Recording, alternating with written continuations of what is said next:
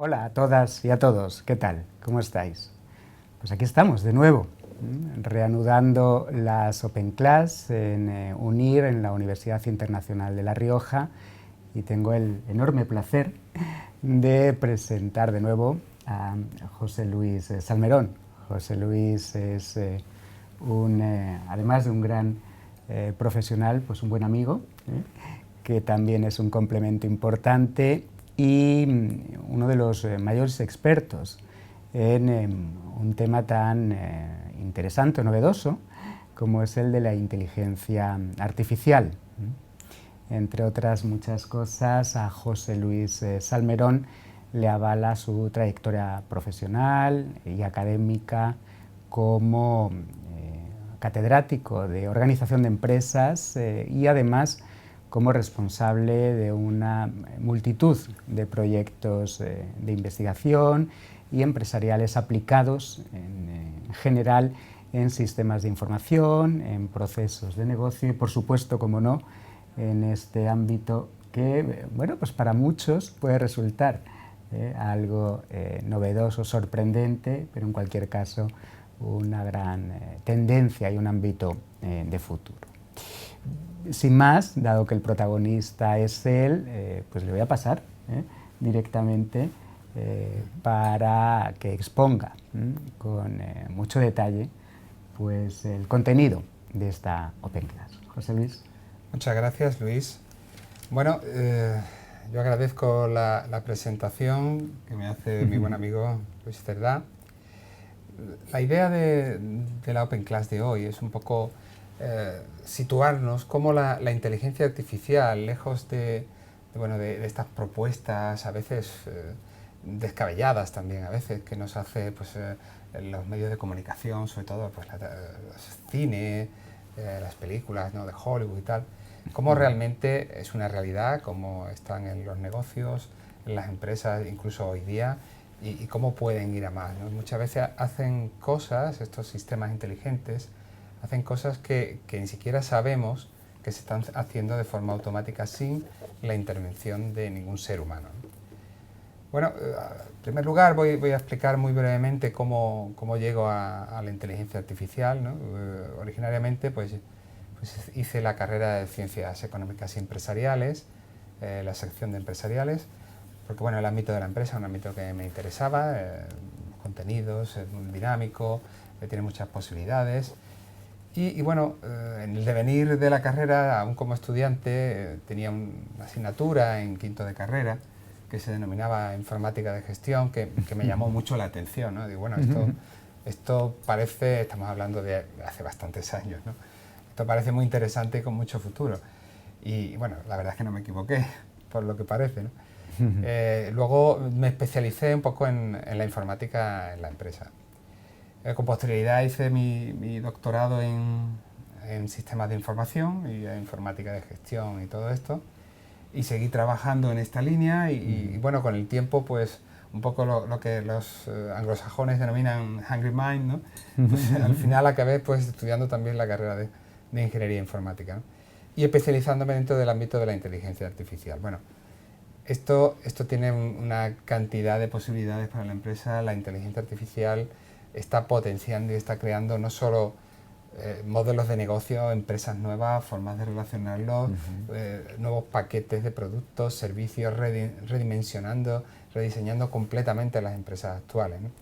Dentro de los ámbitos, como se puede ver en la presentación, de los ámbitos de investigación en los que he trabajado más y los que conozco más, pues la computación flexible, la inteligencia computacional, los modelos cognitivos difusos, sistemas de soporte a la decisión y algo muy novedoso que se llama tecnología de cadenas de bloques, que no es el tema de la Open Class de hoy, quizá de la próxima pueda ser, claro, que también es un tema muy interesante, ¿no? Y a su vez, bueno, pues estos intereses también me llevaron a hacer consultoría para grandes empresas. Bueno, ahí veis algunas como KPMG, Everis y otras, ¿no? Bueno, hoy de lo que vamos a hablar, pues primero de unos pequeños fundamentos de inteligencia artificial. No vamos a hablar de fundamentos técnicos, puesto que no es el foro para ello, ni de fundamentos formales matemáticos, sino los conceptos que nos llevan a entender qué es la inteligencia artificial. Y luego hablaremos de una serie de casos de éxito de proyectos que se han realizado utilizando este tipo de enfoque. Bueno, en primer lugar, para llegar a la inteligencia artificial, para crear inteligencia artificial, tenemos que entender, al menos a grosso modo, qué es la inteligencia natural. La inteligencia, como decimos ahí, es una propiedad que normalmente de forma natural tienen los seres humanos y que en nuestro caso se materializa en saber, pensar, hablar y aprender. Todos estos elementos nos hacen inteligentes. En los animales, pues no podemos decir que hablen, emiten sonidos, emiten algún tipo de comunicación, pues es un tipo de inteligencia incipiente. No obstante, lo que no cabe duda es que en nuestro planeta la inteligencia más avanzada es la del ser humano. Bueno, pues estas capacidades, saber, pensar, hablar y aprender, las podemos trasladar al mundo digital, las podemos trasladar a las máquinas. Saber lo podemos identificar con tener ese conocimiento, tener esos datos. No solamente en las bases de datos, sino a su vez tener formalizado y tener recogido ese conocimiento sobre cualquier dominio específico. Pensar quiere decir razonar y encontrar soluciones a problemas. También lo podemos trasladar, de hecho ya se hace. Hablar, bueno, todos hemos escuchado y todos hemos hablado ya con sintetizadores de voz y sabemos que se puede hablar. Y aprender, que es quizá un poco lo que ahora está como más en los medios de comunicación, el aprendizaje automático o machine learning, es un poco la base de todo ello. Es quizá lo más complicado. Por eso entendemos que la inteligencia es el conocimiento más la capacidad de percibir, sentir, comprender, procesar, comunicar, juzgar y en definitiva aprender de nuestras experiencias e incluso de las experiencias de otros. En este sentido entendemos la inteligencia artificial como un campo netamente multidisciplinar, donde vamos a desarrollar técnicas, problemas, herramientas, metodologías para resolver situaciones en las cuales un ser humano sería capaz de desenvolverse, en cambio una máquina sin inteligencia artificial no. Así a grosso modo podemos ver una serie de usos de la inteligencia, ¿no? Que es la presentación de cómo aprender de la experiencia, aplicar los conocimientos, afrontar situaciones complejas. Es fácil para una máquina afrontar una situación simple. Por ejemplo, una situación simple sería cuando entramos en el metro, tenemos una tarjeta donde hemos comprado una serie de viajes, la pasamos por el lector y nos deja entrar si tenemos saldo y si no, no. Es una situación simple. Para eso no necesitamos inteligencia artificial, para eso solamente necesitamos un automatismo, que es un nivel mucho más reducido, mucho más simple. Las situaciones complejas llevan cierto grado de incertidumbre, llevan unas decisiones complejas incluso en diferentes etapas y requieren una capacidad de lo que hemos llamado antes pensar, una capacidad de razonamiento. Esa capacidad de razonamiento permite a esa máquina que sea capaz, que tenga los recursos para desenvolverse de manera exitosa ante una situación compleja. Esto es uno de los usos más importantes de la inteligencia artificial, afrontar situaciones complejas. También podemos determinar qué es importante. Muchas veces tenemos multitud de datos cuando estamos trabajando con datos o las máquinas van recolectando, van tomando multitud de datos, pero no somos capaces de discernir, ni siquiera el ser humano es capaz de discernir de forma inequívoca qué es lo más importante. Bueno, pues dentro de la inteligencia artificial tenemos ramas, tenemos herramientas técnicas, más de una, más de dos, bastantes, para establecer cuáles son los importantes. Se llama, bueno, en inglés le llaman feature engineering, que es algo como ingeniería de características. Extraemos cuáles son aquellas variables relevantes para el problema que estamos afrontando y con ello somos capaces de tomar una decisión mucho más exacta, más fundamentada en unos datos que son relevantes. Porque si estamos incluyendo datos no relevantes, lo que tenemos al final es ruido. Tenemos otras cuestiones, como por ejemplo entender imágenes visuales. Pues entender imágenes visuales es una situación muy compleja porque tenemos muchos elementos y tenemos que discernir dónde están los límites de un objeto respecto a otro. Esto hasta hace relativamente poco las máquinas no podían hacerlo. algunas de las técnicas que vamos a comentar hoy, que sea someramente, son capaces de entender, de extraer información dentro de imágenes visuales con muchos elementos. Luego hay otro uso de la inteligencia muy curioso que podemos pensar a priori que, bueno, ¿cómo puede ser, no? Pues ser creativo e imaginativo. ¿Puede una máquina ser creativa? Pues realmente puede, realmente es posible que sea creativo. De hecho, ya hay incluso una rama que se dedica a lo que llama el arte automático. Bueno, es capaz de generar imágenes visuales que podemos denominar arte basado en una serie de algoritmos. Bueno, pues todo este tipo de usos lo trasladamos a máquinas que podemos llamar inteligentes. Bueno, como definir la inteligencia artificial realmente es muy complicado.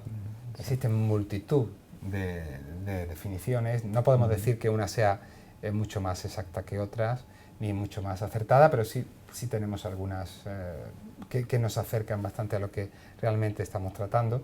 Por ejemplo, la de Bismarck, que nos habla como el estudio de problemas complejos de procesamiento de información que a menudo tienen sus raíces en algún aspecto del procesamiento de información biológica.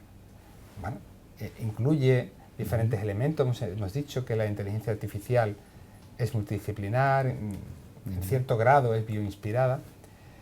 Otra definición pues sería como el diseño, estudio, construcción de programas informáticos. Y esto me gustaría resaltarlo. Muchas veces cuando hablamos de inteligencia artificial estamos pensando siempre en robot.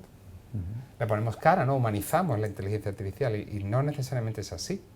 La inteligencia artificial la podemos encontrar en una lavadora, la podemos encontrar en un semáforo, la podemos encontrar, por supuesto, en un smartphone. No tiene por qué ser humanoide, no tiene por qué ser un robot. Sin embargo, la asociamos un poco por asociación, ¿no? con nosotros y con lo que hemos visto en las películas.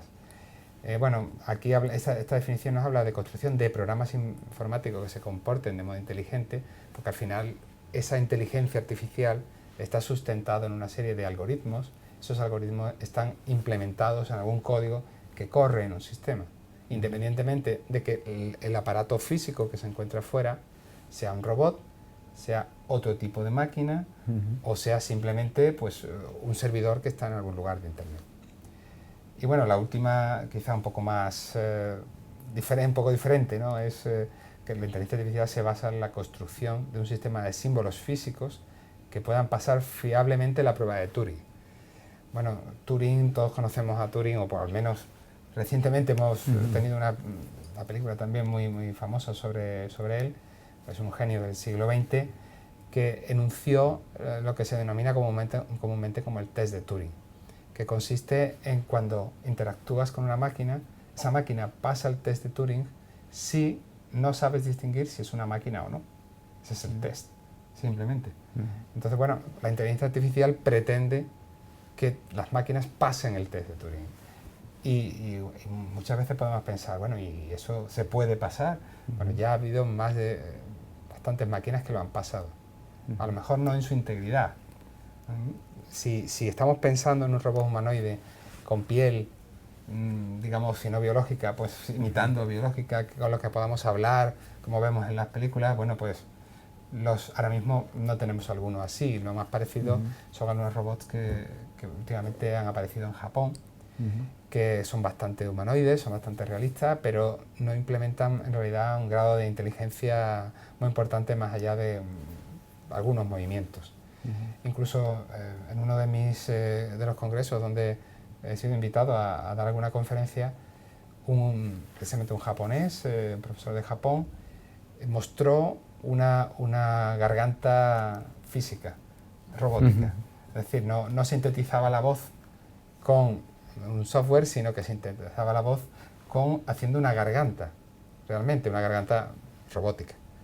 Bueno, no estamos en el estado todavía de tener un robot que pase el test de Turing, pero sí estamos en sistemas que pueden pasar el test de Turing parcialmente, en determinados aspectos.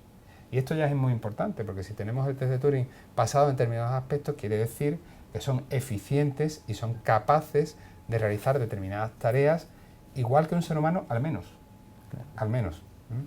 Tened en cuenta que cuando estamos equiparando la inteligencia de alguna máquina en algún sentido al ser humano, normalmente le vamos a equiparar al mejor ser humano, o sea que ya estamos haciendo que sea eficiente ese sistema inteligente. Ya estamos equiparando al mejor humano. Y si luego conseguimos hacerlo más eficiente, más óptimo, aunque solo sea por la capacidad de procesamiento que tiene una máquina que es enorme, ¿no? y es capaz de hacer muchas cosas a la vez, más de las que nosotros somos capaces, conscientemente. Bueno, pues ya podemos superar los rendimientos que haría un ser humano en muchos aspectos. Incluso, por ejemplo, si estamos hablando de predicción. La predicción es uno de los aspectos que podemos ver podemos tener dentro de la inteligencia artificial. La predicción, nosotros como seres humanos no podemos predecir con niveles de error ni de lejos similares a los que puede una máquina. La máquina puede hacer unas predicciones mucho más exactas, porque es capaz de minimizar el error de predicción. En cambio, un ser humano puede hacer predicciones en base a intuiciones, en base a su experiencia, que en algunos casos pueden ser muy acertados, digo que no, por supuesto, más experiencia, más precisión, probablemente, pero nunca va a optimizar la predicción. A su vez, podemos pensar, por ejemplo, en lo que se denomina el trading automático, es decir, los brokers, ¿no?, que compran o compraban y vendían de forma así como muy, hemos visto películas de Wall Street, y compran y venden así como muy agitados y muy interesados, de pronto grandes cantidades y volúmenes de financieros. Bueno, pues ahora mismo los que compran y venden son algoritmos y están desarrollados por ingenieros, matemáticos, que probablemente no sepan nada o prácticamente nada de finanzas, más allá de lo que necesitan para desarrollar el algoritmo. ¿Qué ocurre? Pues que lo hacen a una velocidad que el broker es absolutamente incapaz de hacer, porque no somos tan rápidos. Y aunque su rendimiento fuera, que no tiene por qué, pero aunque fuera algo inferior, solo el volumen de operaciones que es capaz de realizar una máquina, el ser humano no va a poder nunca. Entonces nos estamos desplazando hacia un mundo en el cual las máquinas son las que van a dirigir gran cantidad de la actividad humana. Gran cantidad. De hecho, conozco muchos proyectos, muchos startups que están iniciándose, cuyo objetivo es el desarrollo de bots. Un bot es como un robot, pero solamente la parte de software. Pues un bots para que trabajen para personas. Tú generas tu bot o te alquilo mi bot para que haga una tarea por la cual consiga un beneficio. Compras, alquilas el uso de un bot. O tú generas tu propio bot para que te vaya ganando dinero por ti. Bueno, pues es un poco hacia dónde vamos. A alguno le puede parecer algo un poco de ciencia ficción, lejano de la realidad, pero si nos atenemos a cómo evoluciona el mundo, efectivamente hay varias velocidades. No todos vamos a estar en lo último, ni todos vamos a estar en lo más obsoleto. Hay diferentes velocidades. Habrá bolsas de personas que no se van a incorporar nunca al uso, por ejemplo, de bots para no trabajar y que trabaje el bot por ti. Pues bueno, pues no es fácil. Otros que estarán, digamos, utilizando algunas aplicaciones de inteligencia artificial y otros no. Y algunos estarán, intentemos estar ahí, que es donde está la punta de lanza en la última línea de inteligencia artificial. Bueno, ¿cuáles son las metas de la inteligencia artificial? Pues desde 3 puntos de vista lo vamos a afrontar. Desde el punto de vista científico, la meta de la inteligencia artificial es entender el mecanismo subyacente debajo de la inteligencia humana. O sea, cómo funciona la inteligencia humana. Sabemos que en nuestro cerebro, que es donde entendemos que reside la inteligencia humana, pues lo que tenemos es una red neuronal biológica con una cantidad inmensa de neuronas, de sinapsis, etcétera, y de conexiones, y además con lo que se llama plasticidad sináptica, es decir, las conexiones de neuronas van cambiando. En esto se basa el aprendizaje, la adaptación, etcétera. Todo aquello que nos lleve a limitar o reducir, y estoy hablando físicamente, o sea, biológicamente, la plasticidad sináptica nos hace menos inteligentes. Esto es lo que ocurre al final de nuestra vida, cuando ya, bueno, pues simplemente por la edad, pues no somos capaces a lo mejor de aprender tantas cosas nuevas, no somos capaces de aprender 3 idiomas en unos años, pues no somos capaces, yo tampoco sería ya capaz. Pues todo esto es porque nuestra plasticidad sináptica se va reduciendo. Esa sería la meta a nivel científico. La meta a nivel de ingeniería es el desarrollo de conceptos y herramientas para construir agentes inteligentes que sean capaces de resolver problemas en el mundo real. He puesto en la presentación una serie de ejemplos como la comprensión del lenguaje natural, los robots inteligentes que todos conocemos, el reconocimiento de habla, de la visión. Bueno, pues estamos creando máquinas que nos pueden suplir. De hecho, nos están supliendo. Y en muchos casos, mucho mejor de lo que lo hacíamos nosotros, ¿no? En esta meta tenemos luego un poco el recelo, ¿no? Bueno, hay una parte ética, ¿no? Que ocurre con varios elementos ahí. Bueno, primero, si algún día esos robots se vuelven contra nosotros, ¿no? Porque ¿es eso posible?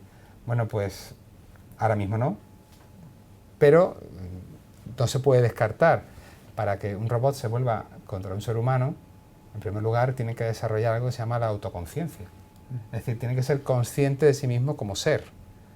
Vamos a llamarle vivo, le ponemos comillas o no le ponemos comillas, pero de alguna manera tiene una existencia. Si es autoconsciente, consciente de sí mismo, es capaz de desarrollar su propia conducta. Y esto es lo que nos puede llevar a cuestiones, como hemos visto tantas veces en el cine, en una obra de arte, ¿no? Como, en mi opinión, como Matrix, ¿no? Pues un poco, ¿podría pasar algo así? Sí. No creo que a corto plazo, pero sí podría pasar algo así. Luego tenemos otras cuestiones éticas, como por ejemplo, si sustituimos las personas por máquinas, ¿qué van a hacer esas personas, ¿no? Los economistas, digamos, más centrados en economía y en economía, digamos, clásica o más convencional, hablan de lo que ocurre es que esas personas, al final, la mayoría de las personas lo que van a tener es una especie de renta de subsistencia, mientras que van a ser las máquinas las que van a trabajar por todo. Pero esa renta de subsistencia, algunos piensan que bien vamos a vivir. ¿Por qué? Porque todo lo van a hacer por nosotros. Bueno, lo van a hacer por nosotros, pero no nos van a dar para nosotros. Lo van a hacer solo para esa élite, que sean los que tengan el control de esto. Bueno, ese es el escenario, ¿no? Que dibujan los economistas.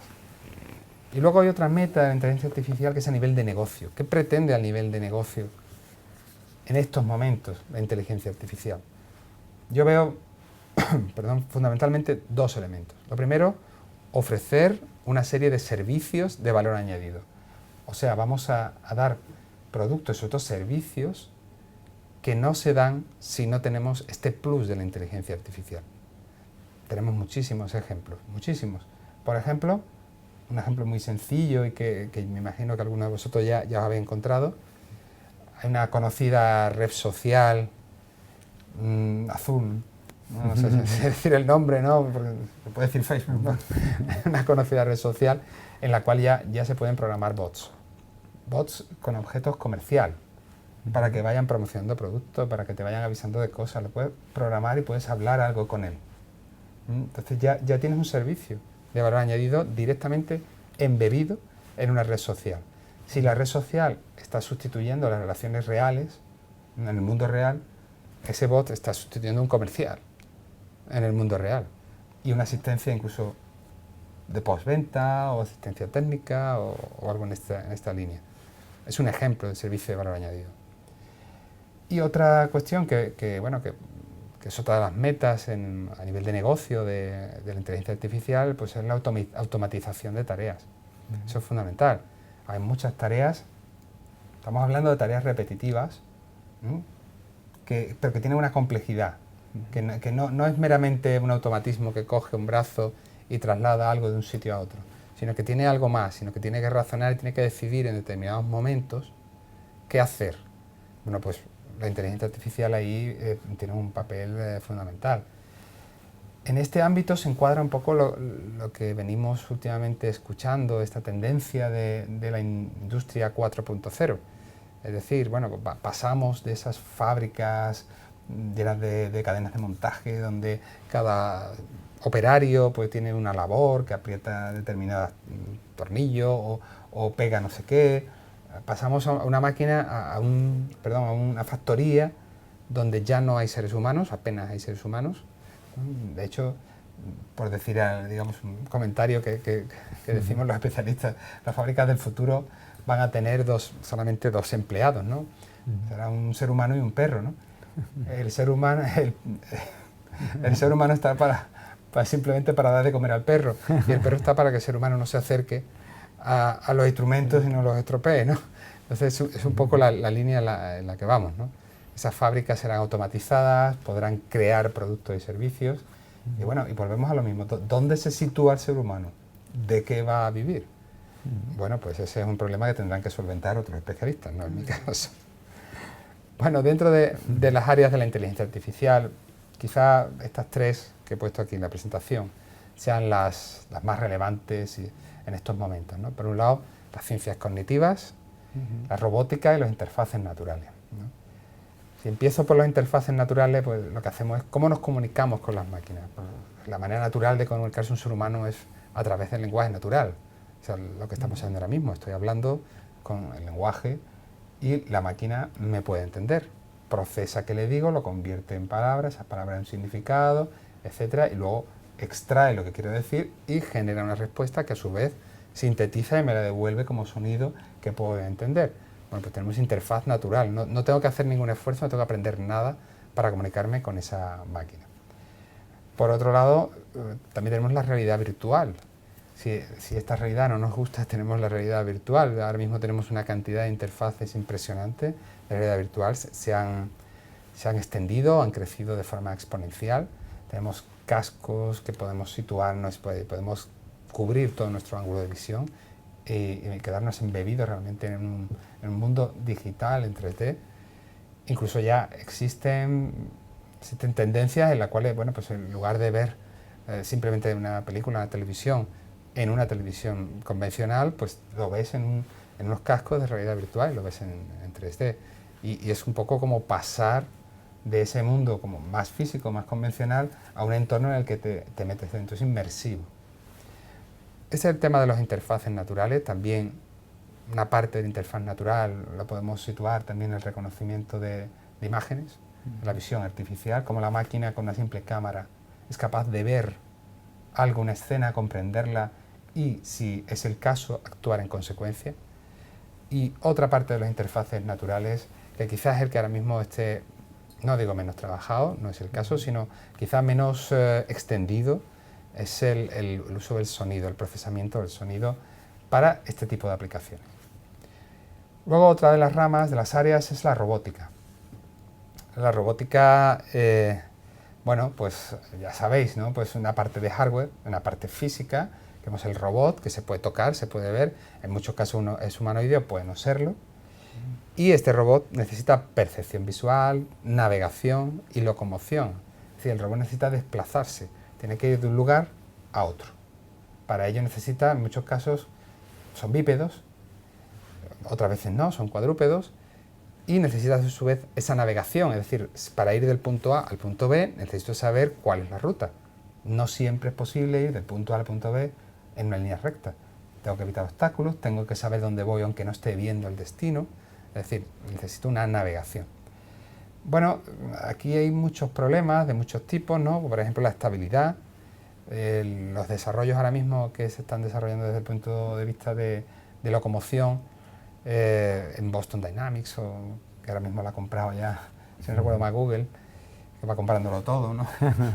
Bueno, pues se situaban en el ámbito de estabilizar al robot, porque a veces, pues, nosotros sabemos, el suelo no siempre es estable, no siempre es plano, entonces el robot tiene que adaptarse a la situación del terreno. Bueno, pues con todo esto tenemos la parte de hardware y luego hay que manejar, hay que gestionar y hay que dirigir a ese robot, y para eso tenemos la parte de software. Y luego la parte del área de ciencias cognitivas, que una de las más interesantes bajo mi punto de vista, porque es la parte donde me sitúo yo. Tenemos como he puesto tres elementos, los learning systems, que son sistemas de aprendizaje, sistemas muy formales, los sistemas expertos, que son donde se inició la inteligencia artificial. El año 78, si no recuerdo mal, el primer sistema experto se llamaba MiFIN y era un sistema de reglas que se usaba para hacer un diagnóstico médico. Esa fue la primera vez que se hizo un sistema experto realmente. O sea, hablamos de un sistema experto cuando el sistema está reflejando el conocimiento de una serie de expertos. En este caso era para diagnóstico médico. Y luego tenemos un ámbito que es donde más se ha avanzado en los últimos tiempos, que se llama computación flexible e inteligencia computacional. Ahí lo hemos puesto en inglés, que como habitualmente se conoce. Y aquí tenemos desde técnicas de razonamiento aproximado, como la lógica difusa, los conjuntos imprecisos y otras técnicas de razonamiento aproximado, los algoritmos bioinspirados, donde podemos incluir tanto algoritmos evolutivos, que evolucionan con el tiempo, luego comentaremos algo brevemente, como la inteligencia de partículas. Todo esto nos lleva a que esos algoritmos basados en la naturaleza, basados desde pájaros, hormigas, hasta incluso la evolución, hasta en Darwin, basado en todas estas cuestiones naturales, pues nos pueden ayudar a tomar decisiones, a que una máquina funcione por sí misma, a evolucionar. Y luego tenemos las redes neuronales, que bueno, es como muy clásico en el sentido de que se conocen desde hace mucho tiempo, pero es ahora cuando están alcanzando un potencial realmente muy interesante debido al incremento de capacidad de los equipos que las procesan. Una red neuronal en estos momentos tiene capacidad para distinguir, por ejemplo, no sé, un animal dentro de una foto que incluya muchísimos árboles, personas, e incluso es capaz de entender la escena y darle un significado. Una red neuronal. Bueno, eso es impensable hace 5 o 10 años. Eso es absolutamente impensable. Y cuando se creó la primera red neuronal, pues aún menos, ¿no? Esas son un poco las áreas que más digamos, destacan ahora dentro del ámbito de la inteligencia artificial. Hay más áreas, tampoco he querido incluir todo. Es un poco como lo más relevante en estos momentos. Hay unas partes de la inteligencia artificial que son muy centradas en cuestiones muy matemáticas, como la teoría de autómatas y lenguajes formales, cosas así, que bueno, digamos que no es donde está ahora mismo las aplicaciones más importantes o más destacadas, que no quiere decir que no tengan su importancia, sino que no tienen ahora mismo toda esa trascendencia, ese impacto en la opinión pública y en los negocios, por supuesto. Bueno, ahí en la presentación voy a hablar muy rápidamente, tanto por el tiempo que queda como por cómo vamos en la presentación de las redes neuronales, ¿no? Bueno, pues es una analogía a la red neuronal que tenemos en el cerebro. Pues si tenemos un soma, que es el neurón, tenemos las conexiones, las dendritas, el axón, que es por donde entra la información. A la derecha podemos ver pues una analogía de la red neuronal, en realidad de un neurón artificial, como sería en una red neuronal. Pues tenemos una serie de entradas con unos pesos, esos pesos lo que hacen es dar más importancia a unas entradas que a otras, esos pesos también se pueden ajustar. Tenemos una función de agregación, que la más conocida pues es la función de suma, sumarlos, pero podemos multiplicar, lo podemos hacer en un kernel, lo podemos hacer muchas cosas. Y luego tenemos una función de activación para incluir no linealidad dentro de la salida de ese neurón. Y luego, bueno, también se incluye un sesgo, ¿no?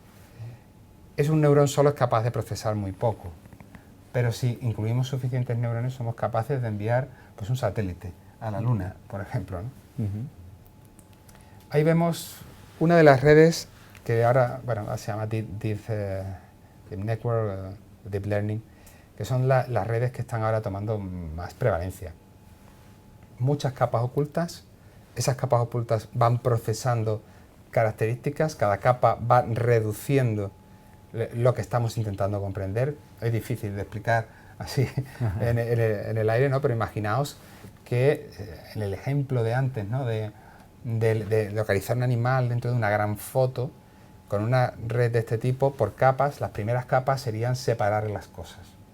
¿Qué cosas hay en esta imagen? ¿Qué bordes hay? La siguiente a lo mejor separar, es un ejemplo nada más, separar animales de vegetales, por ejemplo. Luego podemos separar dentro de animales cuál es cada tipo de animal, por ejemplo, si queremos identificar alguno. Y al final el resultado sería, pues tenemos un gato aquí, ¿no? Por ejemplo, ¿no? Eso somos capaces utilizando redes profundas. Luego, la lógica difusa es un poco, bueno, pues la posibilidad de tener conjuntos cuyos bordes no son definidos. Es decir, en qué grado una persona es joven. Bueno, pues no es joven o es mayor de forma absoluta, sino que tiene un grado. Esto te permite llevar una serie de matemáticas asociadas y una serie de trabajos que te permiten también hacer predicciones, te permite que una máquina también pueda realizar clasificaciones, hacer muchísimas tareas que haría un ser humano utilizando este tipo de técnicas. Y luego los algoritmos evolutivos, que hemos comentado antes, pues son algoritmos que, partiendo de una serie de propuestas de soluciones aleatorias, se van probando, cada uno de ellos tiene un rendimiento, cuál es el que funciona mejor, se cogen los que funcionan mejor, se descartan algunos más y se crea una nueva población de soluciones combinando genéticamente, con mutaciones, nuevos individuos para esa población. En cada iteración, esa población da mejor respuesta a los problemas, hasta que, pasado un número suficiente, según el problema, de iteraciones, somos capaces de obtener un resultado óptimo. Estos son algoritmos que se utilizan para búsqueda y optimización, fundamentalmente. Bueno, ahí veis una serie de aplicaciones, pues desde comprender los patrones de consumidores, clasificar imágenes de radar, de sonar, localizar dónde están los bancos de peces para, por ejemplo, la industria pesquera, o en medicina, por ejemplo, de detectar cuándo una máquina se va a estropear, cuál es el tipo de radiación que hay que darle, etcétera. Ahí he puesto pues muchos ejemplos. Y no quiero terminar sin hablar de algunos casos de éxito. Este, por ejemplo, es un proyecto europeo en el que participé como socio, donde diseñamos un sistema inteligente que era capaz de tres cosas: mejorar la eficiencia de la gestión del agua, mejorar el comportamiento de los usuarios del agua y ofrecer una serie de precios adaptables según la demanda. La parte inteligente era la parte de la gestión eficiente del agua. Para ello, ahí veis uno de los resultados de investigación que obtuvimos en ese proyecto. Consistía en hacer una predicción, entre otras cosas, una predicción de la demanda. Si yo sé cuánta demanda voy a tener de agua, soy capaz de regular la presión en esa tubería, todo de forma automática. Esa presión de la tubería, si tengo más presión, habrá más fugas. Entonces no voy a subir la presión, voy a mantener la presión baja hasta que yo prevea que vaya a haber más demanda. Yo soy capaz de que la presión de las tuberías se vaya adaptando a la demanda prevista. Si esto normalmente, ¿cómo se hace en las empresas de agua? Pues se hace por horas. Pero claro, eso fluctúa mucho. Entonces con este sistema lo hacíamos en tiempo real. Entonces se va fluctuando en tiempo real, adaptándose a esa demanda prevista de agua. También a su vez hacíamos combinaciones de fuentes de agua para minimizar contaminantes, costes, etc. Luego esto era un sistema inteligente de estimación del impacto ambiental de obras de ingeniería civil. Con este proyecto lo que hice fue hacer una estimación a priori, porque normalmente las estimaciones se hacen a posteriori. Una vez ya está hecho el daño, entonces no tiene ningún sentido. Yo puedo medir el daño que he hecho, pero ya lo he hecho. En este caso era hacer un sistema que iba a predecir cuál va a ser el daño, el impacto ambiental. Si soy capaz de predecirlo, puedo elegir aquellas posibilidades, aquellas actividades que minimizan el impacto ambiental. O sea, me anticipo a ese impacto ambiental y lo reduzco. Otro ejemplo, bueno, pues esta es una investigación que realizamos para hacer una predicción de una técnica industrial que se llama secado industrial. Es decir, con unas condiciones, hicimos un sistema inteligente que era capaz de predecir cuál va a ser la masa que iba a quedar después de secar. En este caso eran tomates, podía haber sido cualquier otra cosa, pero eran tomates. De manera que yo sé cuál es la masa que va a quedar simplemente sabiendo las condiciones. Esto lo que me hace es que la empresa en cuestión puede elegir cuándo secar los tomates para obtener la masa deseada. La masa deseada normalmente es la mínima, porque secando el tomate, que es un proceso industrial muy habitual en la industria del tomate y de las hortalizas, lo que hacemos es reducir su tamaño, prolongar su duración, etc. Bueno, tenemos otros casos de éxito que nos vamos quedando sin tiempo, voy rápido, como este, que hacíamos una predicción con series temporales multivariadas por intervalos para predecir, en este caso, velocidades del viento y temperatura en un aeropuerto. Si previemos esto, pues podemos actuar en consecuencia. El tema de la predicción es un tema recurrente dentro de la inteligencia artificial, porque me permite anticiparme, y esto los seres humanos, como he dicho antes, no somos capaces de hacerlo con solvencia. Por eso necesitamos técnicas y herramientas para poder hacerlo. Este trabajo también fue un trabajo muy interesante, bueno, bajo mi punto de vista, obviamente, en el cual hicimos un sistema que era capaz de simular y generar emociones sintéticas. Como seres humanos, toda nuestra capacidad, nuestro comportamiento, nuestras decisiones están sesgadas por nuestros sentimientos, unos más que otros, pero todos estamos sesgados al final. Bueno, pues que la máquina sea capaz de entender, de simular, de anticipar cuál va a ser la emoción que va a generar algo que vas a hacer, pues es un valor, sin duda, en multitud de sectores. En este caso, el trabajo fue para un edificio inteligente que se adaptaba a la emoción que tenían las personas que se encontraban en el hall. En este caso, imaginaos una cola. Si la cola era para cobrar un premio de la lotería, pues la emoción va a ser muy diferente de si es para pagar impuestos. Bueno, pues si lo sumamos temperatura, ruido y tal, pues podemos hacer que esas emociones, las suavicemos, si es lo que queremos, o se vayan a más. En este caso, normalmente las vamos a suavizar. Bueno, pues el sistema, con sensores, detectaba las condiciones, simulaba y predecía la emoción, y con ello era capaz de adaptar todo el entorno a la mejora de la calidad de las personas que allí se encontraban. Tenemos otros trabajos, como por ejemplo este, en el cual anticipamos los errores en un transformador eléctrico, cuando se va a estropear. Bueno, a lo mejor el mantenimiento, si es cada 6 meses, no me dice exactamente cuándo va a ser la avería, pero con este sistema lo podemos saber, a lo mejor es antes. Nos podemos ahorrar una reparación, o a lo mejor es después, podemos alargar su vida útil. Pero el sistema es capaz de decirte cuándo se va a estropear esos sistemas, ¿no?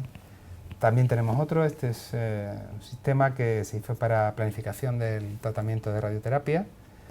En este caso era para cáncer de próstata.